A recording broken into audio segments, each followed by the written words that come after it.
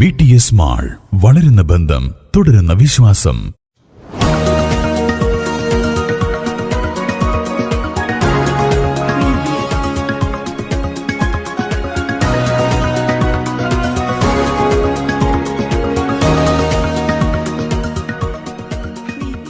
Pandikkad government higher secondary school NSS യൂണിറ്റിന്റെ ആഭിമുഖ്യത്തിൽ ജീവദ്യുതി എന്ന പേരിൽ രക്തദാന ക്യാമ്പ് സംഘടിപ്പിച്ചു.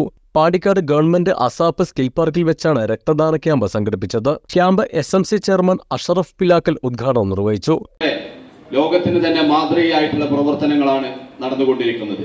ഏകദേശം 6.something നമുക്ക് ഇതുപോലെ രക്ത ക്യാമ്പുകളിലൂടെ മറ്റും സന്നദ്ധ പ്രവർത്തനങ്ങളിലൂടെയും കിട്ടുന്നുണ്ട്. ഏകദേശം 180ഓളം ഔദ്യോഗിക